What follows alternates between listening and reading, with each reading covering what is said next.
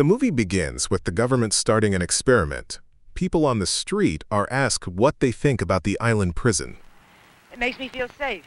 It's where we dump our garbage. Why should I pay taxes to support a bunch of killers? I think it's a good idea. Let them kill each other off. Later, TV reporters look at the street interviews. 3 years ago, the death penalty for murder was replaced with exile. Now, criminals are sent to San Bruno Island, also called Prison Island. Escape is impossible. The island is surrounded by landmines, and a Navy ship guards the only way out. The reporters are planning to make a new film about the people living on the island. Bobby Farr, we can use him. His partner in a $2 million robbery. Bobby didn't want to share. Looking at pictures of these people from their last film, the crew feels confident that the new movie will be good. Meanwhile, a new woman who has been sentenced to exile is being taken to the island. Carmen Sims, by order of Judge Junius Clay, you are sentenced to exile at San Bruno Maximum Security Detention Center for the rest of your natural life. Pursuant to Title 41, Section 7 of the California Penal Code, you are hereby declared legally dead. Sign here. The angry woman throws away the slip of paper and immediately screams in fear. A man's body is swaying in the waves. When she reaches the shore, she sees more dead prisoners. Sims settles in for the night, unaware that a man is watching her from a cliff. She tries to light a fire but fails. Then, the stranger walks down to the shore. She grabs a hatchet. The man explains that he used to be a doctor. He greets all newcomers and examines them. It's wild mimosa. You want to snort? I don't want to get stoned. What's your name, Carmen? Mine's Milford. The rest, he says, are settled nearby in a camp. Now there are about 40 people left. There were 75 when he first arrived, and there aren't many women. I saw 2 bodies in the water. How did they get there? Everybody on this island's a killer. Except me. I'm innocent. Yeah. The doctor leaves and Carmen sleeps on the shore. In the morning, she heads to the prisoners' camp. She sees people in uniforms going about their routines. Bobby, the camp leader, steps out of his hut with his loyal assistant, Monk. They notice Carmen entering. Surrounded by many men and only a few women, Bobby orders Monk to take her. Yeah, you look like you could take on 3 or 4 right off. Get your hands off me. I don't know what you thought before you got to this island, but I'm going to tell you what to think now. Welcome to Terminal Island, baby. Leaving the crying woman behind, Monk gives the order to begin work. Everyone leaves. That evening, the women return to their hut and find Carmen lying on a mat. One of them, Bunny, attacks her and drags her to the floor. Carmen is confused. Joy explains. What was that all about? You were lying in her corner. Okay, I'll take this corner if nobody objects. I wouldn't do that. Why not? That's her corner, too. Angry, Carmen says she wants to leave, since the accommodations don't suit her. At the exit, 2 men shove her back inside. Why are we penned in here like pigs? Because we're too valuable to run loose. Valuable? The women explain that they are the beauties, and aside from working, they're expected to be close to the men. But Carmen isn't one to be bossed around. I'll deal with Bobby, and you girls better watch yourselves. One more squawk out of you, Miss Freak, and I'll do to you what I did to my last cellmate when she leaned on me. Is that a fact? Despite her attitude, the next day Carmen is placed in a harness with Lee. Together with the others, they begin plowing the vegetable garden, like horses pulling a plow. When the man in charge sees they're tired, he gives them a short break. Carmen can't believe the women put up with such treatment. Has anybody ever tried to stand up to them? Sure. They're either dead or gone. Gone where? Some guys escaped. They're hiding out somewhere. Yes, they're still alive. Maybe I'll join them. While they talk, one of the workers asks for water. Instead, the brute pours the cup in her face. Chino, the youngest man, feels bad and gives her water, only to be struck by the leader. A knife fight breaks out but is stopped by Bobby and Monk. All right, cut the crap. Chino leaves and the woman is punished. Fieldwork just doesn't seem to agree with these ladies. The women are sent to do construction. They need clay carry stones.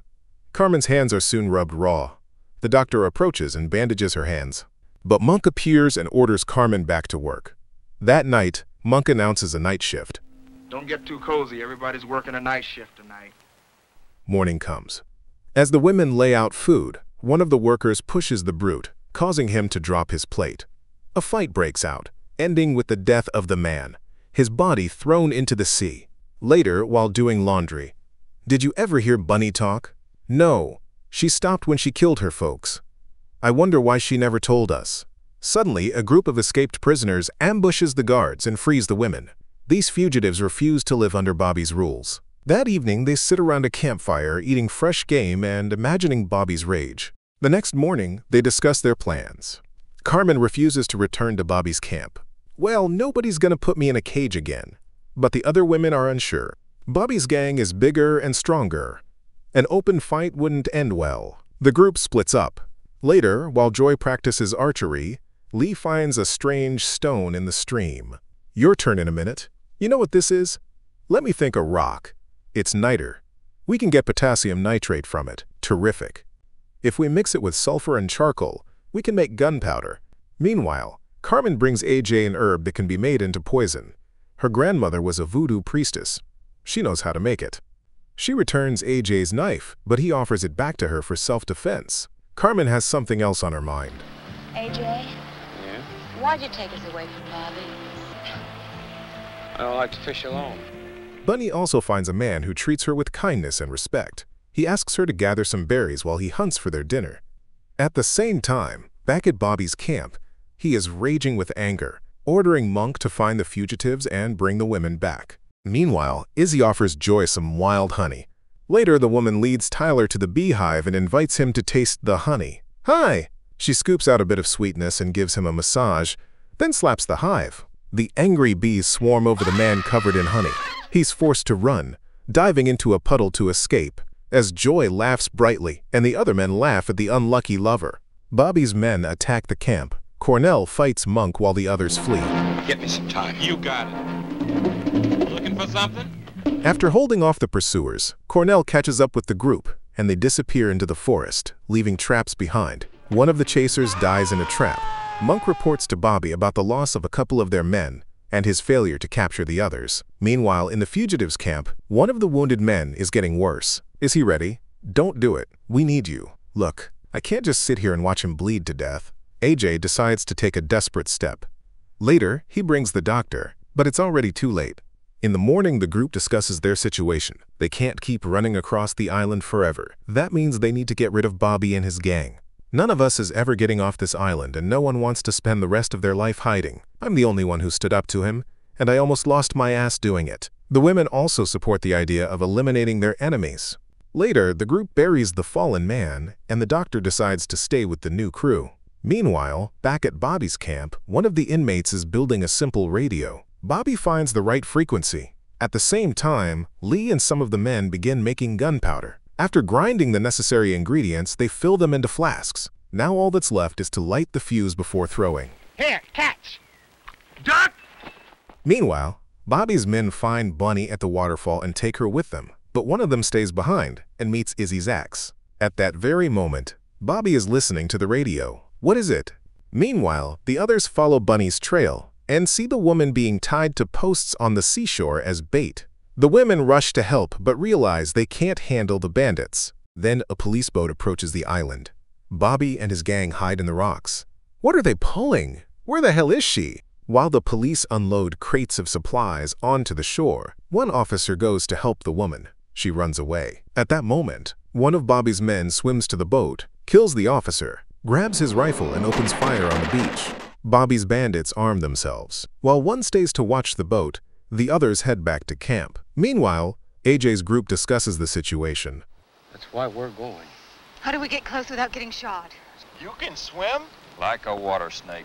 At that moment, Bobby shoots a gang member who dared to contradict him. Okay, hold it right there. I don't need you. I don't need anybody but these and the bunker. Back on the shore, Izzy kills the boat guard with a blow. The bandit dies, and now the group has a pistol and a boat. Found some gas. I ain't got my bike with me. Just then, the doctor sees Bunny and rushes to help her. Suddenly, the girl begins to speak and begs to go home. Back at the camp, Bobby accuses Monk of cowardice. Monk, in turn, reminds him that too many of their men have died in the past month. He's starting to fear those who have turned against them. That night, by the campfire, the doctor tells how he was convicted for disconnecting life support from a patient who was already dead, and that he doesn't want to return to a world that betrayed him. I withdrew it, with his wife's permission, I was convicted on a legal technicality. In the morning, the group moves toward Bobby's camp, but it is deserted. He's waiting for us. How do you know? Take a look at camp. There's no sign of life, is there? Everyone heads to their assigned positions. The women prepare gasoline canisters and homemade grenades. The men get ready for the assault. Joy gives Bunny instructions while Tyler pours fuel into pipes leading to Bobby's bunker. First, a toilet explodes with one of the bandits inside. Then grenades fly into the huts. Panic erupts in the camp. No one knows what's happening. Bobby and Monk return fire with captured weapons. During the shootout, Cornell is killed. Bobby keeps shooting from the storage shed. Lee grabs a grenade and runs toward the bunker. There's an explosion, but Bobby survives and shoots the woman in the back, killing her. Wounded, Monk makes it to Bobby's bunker. Bobby, all yours. Open the door. Now Bobby and Monk are shooting together, but Monk gets annoyed. Bobby is using too many bullets. Joy waves a cloth to signal Bunny, but Bunny is frozen in shock. She forgets what she's supposed to do. Instead, she runs to help a hurt person and gets shot. The doctor runs to her, picks her up, and takes her to safety. Then he runs to the pipes, pours gasoline into the drains, and sets it on fire. Bobby notices too late. The bunker explodes, killing him instantly. Peace returns to the camp. Boy, will I be happy 4 months from now. Because the baby will be here? No, because I can stop drinking this lousy goat's milk. Everyone goes back to their normal life. Even Monk, who is now blind, gets a job. One day, a police boat arrives. The officers call for the doctor. They tell him his case is being reopened, but the doctor replies, Norman Milford's dead! I don't know why I did what I did. Maybe I'll have another trial. Maybe I'll end up back here. Actually, I do know. I don't want to go back. Ever. Lee was right. This is home now. A new woman walks onto the island. The doctor and Bunny greet her. Hi, who are you? I'm Dana. Welcome to Terminal Island. Thanks for watching. Don't forget to subscribe. See you next time.